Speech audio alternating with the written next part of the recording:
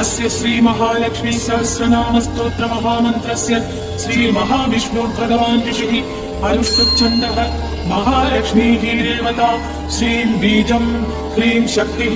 ह्रैं कीलकं मम सर्वपीठा परिहारार्थं सर्वदुःख दुरित दारिद्र्य विनाशार्थं सर्वाभीष्ट सिद्ध्यर्थं च श्री महालक्ष्मी प्रसाद सिद्ध्यर्थे जपे विनियोगः। ध्यानम् पद्मानने पद्मकरे सर्वलोकैकपूजिते सान्निध्यं कुरु मे चित्ते विष्णुवक्षस्थलस्थिते भगवद्दक्षिणे पार्श्वे श्रियं देवीम् अवस्थिताम् ईश्वरीं सर्वभूतानां जननीं सर्वदेहिनां चारुस्मितां चारुदतिं चारुनेत्राननभ्रुवम् शुकबोलां सुवर्णाग्रन्यस्तमौक्तिककुण्डलां सुकेशां चारुबिम्बोष्टिं जक्ततुङ्गघनस्थलीम् अलकाग्रैरलिनिभैः अलङ्कृतमुखाम्बुजाम् लसत्कनकसङ्काशपीनसुन्दरकन्दराम् निष्ककण्ठीस्तनालम् विमुक्ताहार विराजिताम् नीलकुन्दलमध्यस्थमाणिक्यमकुटोज्ज्वला शुक्लमाल्याम्बरधराम् तप्तकाडगवर्णिनीम् अनन्यसुलभैतैस्तै गुणैः सौम्ययुताम् निजैः अनुरूपानवद्याङ्गीम् हरेर्नित्यानपायिनीम् श्री वासुदेव महिषी पुम्रदानेश्वरेश्वरी अचिन्त्यानन्द विभवा भावा भाव विभाविनी अहं भावात्मिका पद्मा शान्तानन्दजितात्मिका ब्रह्म भावं गदात्यक्त भेदा सर्वजगन्मयी षट्पुण्यपूर्णा त्रयन्त रूपात्मानभकामिनी एकयोग्या शून्यभावा कृतिस्तेज प्रभाविनी भाव्य भावक भावात्मा भाव्या कामदुःखात्मभूः भावा भावमयी दिव्या वेद्य वेदक पावनी जगत्कुटुम्बिन्यखिलाधारा काम विजृम्भिणी पंचकृत्यकरी पंचशक्तिमय्यात्मवल्लभा भावा भावानुगा सर्वसम्मदा आत्मोपभूतिनी अमृतचारिणी सौम्या सौम्यरूपा व्यवस्थिता आद्यन्तरहिता देवी भवभाव्यस्वरूपिणी महाविभूतिः समदां गता ज्योतिर्गणेश्वरी सर्वकार्यकरी धर्मस्वभावात्मा कृतस्थिता आज्ञा समविभक्ताङ्गी ज्ञानानन्दक्रियामयी स्वातन्त्र्यरूपा देवोरस्थिता धर्मधर्मिणी सर्वभूतेश्वरी सर्वभूतमातात्ममोहिनी सर्वाङ्गसुन्दरी सर्वव्यापिनी प्राप्तयोगिनी विमुक्तिदायिनी भक्तगम्या संसारधारिणी धर्मार्थवादिनी व्योमनिलया व्योमविघ्नः पञ्चव्योमपदी रक्षव्यावृत्ति प्राप्य पूरिणी आनन्दरूपा सर्वाब्धिशालिनी शक्तिनायिका हिरण्यवर्णा हैरण्यप्राकारा हेममालिनी प्रस्फुरस्था भद्रभौमा वेशिनी रजतस्रजा स्वाज्ञाकार्यमला नित्यसुलभिर्व्योमचारिणी योगक्षेमवहा सर्वसुलभेच्छा क्रियात्मिका महासमूहा निखिल प्रलोभा वेदगोचरा विस्मयादायिनी ब्रह्म संहिता सुगुणोत्तरा प्रज्ञा परिमितात्मानुरूपा सत्योपयार्जिता मनोज्ञेया ज्ञानगम्या नित्यमुक्तात्मसेविनी कर्तृशक्तिः सुगहना भोक्तृशक्तिर्गुणप्रिया ज्ञानशक्तिर्नौगम्या परशक्तिर्निरामया अकलङ्का महाशक्तिर्निराधारा विकासिनी महामाया महानन्दा ब्रह्मनीतिर्निराश्रया एकस्वरूपा त्रिविधा संज्ञातीता निरञ्जना आत्मशक्ता नित्यशुचिः निर्विकल्पा सुगोचिता नित्यशान्ता निस्तरङ्गा निर्भिन्ना सर्वभेदिनी असंकीर्णा अविधेयात्मा निषेध्या सर्वपावनी निष्कामना सर्वरसा अवेद्या सर्वार्थसाधिनी अनिर्देश्या अपरिमिता निर्विकारा त्रिलक्षणा अभयङ्करी स्त्रीस्वरूपा अव्यक्ता सदसदाकृतिः अप्रदर्घ्या प्रतिहता नियन्त्री यन्त्रवाहिनी हार्दमूर्तिर्महामूर्तिः अव्यक्ता विश्वगोपिनी वर्तमाना अनवद्याङ्गी निरवद्या त्रिवर्गता अप्रमेया अमृतदुःखा कूढस्था कुलनन्दिनी अविदिता तन्त्रसिद्धा योगसिद्धा महेश्वरी विश्वसूतिः तत्पयन्ती नित्यतृप्ता महौषधिः सप्ताद्यया सप्तसहा कृतज्ञा कृतलक्षणा त्रिवर्धिनी त्रिलोकस्था भूर्भुवस्वरयो निजा अग्राह्याग्राहिकानन्दा त्वया सर्वाधिसायिनी व्योमपद्मा कृतधुला पूर्णकामा महेश्वरी सुवाच्या वाचिका सत्यघटना सर्वपावनी लक्ष्यमाणा लक्षयन्ती जगज्ज्येष्ठा सुभावः जगत्प्रतिष्ठा भुवना भर्त्री कूटा प्रभाविनी सुक्रिया योगात्मिका मूर्ति हृदब्जस्तामनुक्रमा परमद्य प्रथमज परमात्मा जगन्निधिः आत्मानवायिनी तुल्य स्वरूपा समलक्षणा तुल्यवृत्ता समवयाः मोदमाना खगध्वजा तुल्यश्रेष्ठा तुल्यशीला वरदा कामरूपिणी समग्र लक्षणानन्दा तुल्यभूतिः सनादना महद्दिः सत्यसङ्कल्पा भूमिजा परमेश्वरी जगन्माता सूत्रवती भूतधात्री यशस्विनी महाभिलाषा सावित्री प्रधाना सर्वभासिनी नानावबुद्बहुविधा सर्वज्ञा पुण्यकीर्तना भूताश्रया ऋषिकेशा अशोका स्वाङ्गिवाहिका ब्रह्मात्मिका पुण्यजनी सत्यकामा समाधिभूः हिरण्यगर्भा गम्भीरा गोधूळी कमलासना जितक्रोधा कुमुदिनी वैजयन्ती मनोजवा धनलक्ष्मी स्वस्तिकरी राज्यलक्ष्मी महासती जयलक्ष्मी महागोष्ठी महोनी माधव प्रिया पद्मगर्भा वेदवती विविक्ता परमेष्टिनी सुवर्णबिन्धुर्महती महायोगी प्रिया नगा पत्नी स्थिता वेदमयी कुमुदा जयवाहिनी संहतिर्निर्मिता ज्योतिर्नियतिर्विविधोत्सवा रुद्रवन्द्या सिन्धुमती वेदमाता मधुव्रता विश्वम्भरा हैमवती समुद्रेच्छा विहारिणी अनुकूला यज्ञवती शतकोटिः शुभेशना धर्मोदया धर्मसेवा सुकुमारी सभावती भीमा ब्रह्मस्तुता मध्यप्रभा देव श्रीवन्दिता देवभोग्या महाभागा प्रतिज्ञा पूर्णसेवतिः सुवर्णारुचिरप्रख्या भोगिनी भोगदायिनी वसुप्रणोत्तमवधूः गायत्री कमलोद्भवा विद्युत्प्रिया पद्मचिह्ना वरिष्ठा कमलेक्षणा पद्मप्रिया सुप्रसन्ना प्रमोदा प्रियपार्श्वगा विश्वभूषा गान्धिमती कृष्णा वीणा रवोत्सुका रोचिष्करी सुप्रकाशा शोभमाना विहङ्गमा देवाङ्गस्था परिणतिः कामवत्सा महामतिः इल्वलोत्पलनाभा अतिशमनीवरवर्णिनी स्वनिष्ठा पद्मनिलया सद्गतिः पद्मगन्धिनी पद्मवर्णा कामयोनिः चण्डिका चारुगोपना रतिस्नुषा पद्मधरा पूज्या त्रैलोक्यमोहिनी नित्यकन्या बिन्दुमालिनी अक्षया सर्वगन्धिनी गन्धात्मिका सुरसिका दीप्तमूर्तिः सुमध्यमा ऋतुश्रोणी सौम्यमुखी सुभगाविष्टरश्रुतिः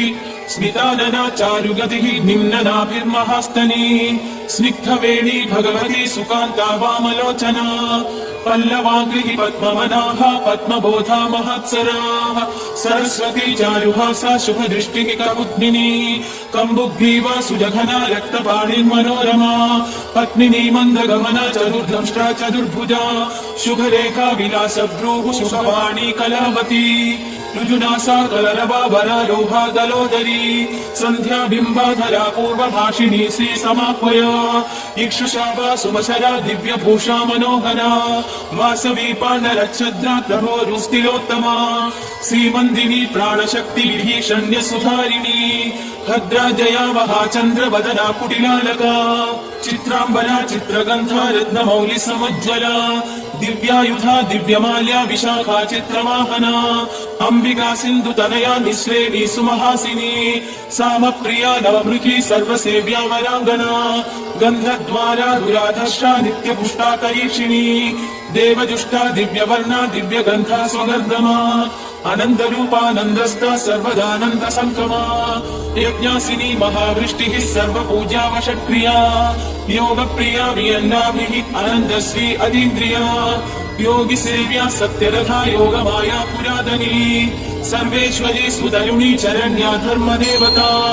सुधरा संवृत ज्योतिः योगिनी योगसिद्धिता सृष्टिशक्तिः द्योतमान भूता मङ्गलदेवता संहार शक्तिः प्रबला निरुपाधि परावरा उद्धारिणी तारयन्ति शाश्वती समितिञ्जया महाश्री अजहत्कीर्तिः योगश्री सिद्धि साधनी पुण्यश्री पुण्यनिलया ब्रह्मश्री ब्राह्मण प्रिया राजश्री राजकलिता फलश्री स्वर्गदायिनी देवश्रीः अद्भुत कथा वेदश्रीः श्रुतिमार्गिनी दमोपहाव्ययनिधिः लक्ष्मणा हृदयङ्गमा मृत संजीवनी शुभ्रा चन्द्रिका सर्वतोमुखी सर्वोत्तमा मित्रविन्दा मैथिली प्रियदर्शना सत्यभामा वेदवेद्या सीता प्रणतपोषिणी मूल प्रकृतिरीशाना शिवता दीप प्रदीपिनी अभिप्रिया स्वैरवृत्ति रुक्मिणी सर्वसाक्षिणी गान्धारिणी परगतिः तत्त्वगर्भा भवा भवा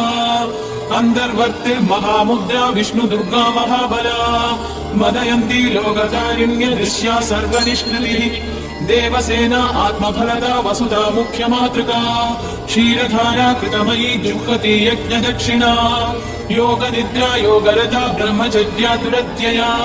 सिंहपिञ्चा महादुर्गा जयन्ती खगवाहिनी जगत्प्रिया विरूपाक्षी स्वर्णा क्रूरलापिनी कात्यायनी कालरात्रिः निशिदृष्टा करालिका त्रिशूलिनी कट्कधरा महाकाली इन्द्रमालिनी एकवीरा भद्रकाली सौनन्दी उल्लसद्गता नारायणी जगत्पूरीं युर्बला द्रहिणप्रसूः यज्ञकामा लेलिहाना तीर्थगर्भुग्रविक्रमा करुत्मदुदयाद्युग्रा वाराही मातृभीषिणी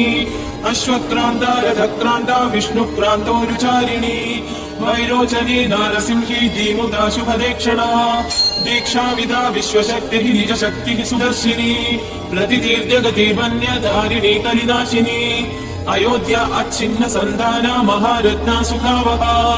राजति अक्कप्रतिभा विनयित्री महासना अमृतस्यन्दिनी सीमा यज्ञगर्भा समीक्षणा आकूतिः मुख्यजुस्सामघोषा आरामवधूत्सुका सोमपामाधवी नित्यकल्याणी कमलार्चिता योगरूढिः स्वार्थजुष्टा वह्निवर्णाजिता सुरा यज्ञविद्या गुह्यविद्या अध्यात्मविद्या कृतागमा आध्यायिनी कलातीता सुमित्रा परभक्तिता काङ्क्षमाणा महामाया कोलगामामरावती सुवीर्या दुःस्वप्नहरा देवकी वसुदेवता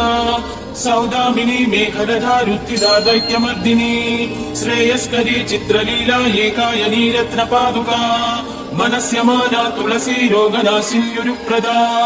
तेजस्विनी सुखोज्ज्वला मन्दरेखा अमृतासिनी ब्रह्मिष्टा वह्निशमनी दुषमाणा गुणाध्यया कादम्बरी ब्रह्मरथा विधात्री उज्ज्वलहस्तिका अक्षोभ्या सर्वदो भद्रा वयस्या स्वस्ति दक्षिणा सहस्रास्या ज्ञानमाता वैश्वानरी अक्षवर्धिनी प्रत्यग्वरा वारणवती अनसूया दुरासता अरुन्धती कुण्डलिनी भव्या दुर्गतिनाशिनी मृत्युञ्जया द्रासहरा निर्भया शत्रुसुतिनी एकाक्षरा सुपुरन्दरी सुरभक्षा वरातुला सकृद्विभासा प्रद्युम्ना हरिभद्रा दुरन्दरा बिल्वप्रिया वनीचक्र हृदय कम्बुतीर्थका सर्वमन्त्रात्मिका विद्युत् यशोदा सर्वरञ्जिनी ध्वजच्छत्राश्रया भूमिः वैष्णवी सद्गुणोज्ज्वला सुषेणा लोकविदिता कामसूर्यगदाधिभूः वेदान्तयो निर्जिज्ञासा मनीषा समदर्शिनी सहस्रशक्तिरावृत्तिः सुस्थिरश्रेयसां निधिः रोहिणी रेवती चन्द्रसोदरी भद्रमोदिनी आर्या गव्यप्रिया विश्वभाविनी सुविभाविनी सुप्रदृश्या कामचारिण्य प्रवत्ता ललन्तिका मोक्षलक्ष्मीर्जगद्योगिर्व्योमलक्ष्मी सुदुर्लभा भास्करी पुण्यगेहस्ता मनोज्ञा विभवप्रदा लोकस्वामिन्यच्युतार्था पुष्कला जगदाकृतिः विचित्रहारिणी कान्ता वाहिनी पूरभाविनी प्राणिनी प्राणदा विश्वा विश्वब्रह्माण्डवासिनी सम्पूर्णा परमोत्साहा श्रीपति श्रीमति श्रुतिः श्रयन्ती श्रयमाणाक्ष्मा विश्वरूपा प्रसादिनी हर्षिणी प्रथमा सर्वा विशाला कामवर्षिणी सुप्रतीका प्रसीमती निवृत्तिर्विलिथा परा सुयज्ञा मधुरा श्रीधा देवरातिर्महामनाः स्थूला सर्वाकृतिः सूक्ष्मा निम्नगर्भा तमोनुता तुष्टिर्वागीश्वरी पुष्टिः सर्वाध्या स्वरिशोषिणी शक्त्यात्मिका शब्दशक्ति विशिष्टा वायुमध्यमा आग्नेक्षिकी त्रयीवार्ता दण्डनीतिर्नियामिका व्याळी सङ्घर्षणी द्योता महादेव्य पराजिता कपिला पिङ्गला स्वस्था पलाकी घोषनन्दिनी अजिताकर्षणी क्षान्तिः गरुडा गरुडासना क्लादिन्यनुग्रहा नित्या ब्रह्म विद्या हिरण्मयी मही शुद्धविदा पृथ्वी सदानन्दां सुमालिनी यज्ञाश्रया ख्यातिपरास्तव्या दृष्टिस्त्रिकालका सम्बोधिनी शब्दपूर्णा विजया अंशुमती कला शिवा श्रुतिप्रिया ख्यातिः जीवयन्ती पुनर्वसुः दीक्षा भक्तातिहा रक्षा परीक्षा यज्ञसम्भवा आर्द्रा पुष्करिणी पुण्या गण्या दारिद्र्यभञ्जनी धन्या मान्या पद्मनेमिः भार्गवी वंशवर्धिनी तीक्ष्ण प्रवृत्तिः सत्कीर्तिः निधि सेव्या खलाशिनी संज्ञानिः संशया पूर्वा वनमाला वसुन्धरा पृथ्वी महोत्कटाहल्या मण्डलाश्रितमानना सर्वा नित्योदितोधारा झुम्बमाना महोदया चन्द्रकान्तोदितः सूर्य चतुरस्रा मनोजवा बाला कुमारी युवतिः करुणा भक्तवत्सला मेदिन्युपनिषन्मिश्रा सुमवीरुर्धनेश्वरी दुर्मर्शिनी सुचरिता भोगा शोभा सुवत्सला यमुना अक्षौहिणी गंगा मन्दाकिन्यमलाशया गोदा गोदावरी चन्द्रभागा कावेर्युतन्वती सिनीबाली गुहूरागा वारणा सिन्धु मध्यमा पूर्तिर्मायात्मिका स्फूर्तिः व्याख्या सूत्रा प्रजावती वृत्तिस्थिति ध्रुवा बुद्धिः त्रिगुणा गुणगह्वरा अमोघा शान्तिदा सत्या ज्ञानतोत्तर्षिणी शिवा प्रकृतिर्भामिनी लोला कमला कामदुःखितिः प्रज्ञा रामा परा सन्ध्या सुभद्रा सर्वमङ्गला नन्दा भद्रा जया रिक्ता विधिपूर्णारुदम्बरा काष्ठा कामेश्वरी निष्ठा काम्या रम्या सुधा स्मृतिः शङ्खिनी चक्रिणी श्यामा सामा गोत्रा रमाद्विरिः शान्तिर्दान्तिः स्तुतिः सिद्धिः विराजा अत्युज्ज्वलाभ्ययाः वाणी गौरीन्दिरा लक्ष्मी मेधा श्रद्धा प्रमाद्युतिः स्वधा स्वाङ्गारतिरुषा वसुर्विद्या धृतिः सभा शिष्टा इष्टा सुचिर्धात्री सुधारं सौम्यजामृता नमन्नीका शारदाम्बा समेतात्या शुभाक्षरा रत्नावली पारतीटा धीरजी केवलात्मदा याशा शुद्धिः सोऽस्मिता का नीला राधामृतोद्भवा विभूतिर्निष्कला रम्या रक्षा सुविमला क्षमा प्राक्तिर्वासन्धिका लेखा भूरि बीजामवाङ्गता वरदुल्या स्वधाक्रीर्भूः कामिनी शोकनाशिनी माया प्रीतिरसहना नर्मदा गोकुलाश्रया अर्कप्रभारथे पार्श्वनिलयेन्दु प्रभाद्भुता श्रीकृशानुप्रभा वज्रलम्बना सर्वभूमिता भोगप्रिया भोगवती भोगीन्द्रशयनाशना अश्वपूर्वा रथमध्या हस्तिनाद प्रबोधिनी सर्वलक्षण लक्षण्या सर्वलोकप्रियङ्करी सर्वमङ्गलमाङ्गल्या दृष्टा दृष्टफलप्रदा इति श्रीलक्ष्मी सहस्रनाम स्तोत्रम् सम्पूर्णम्।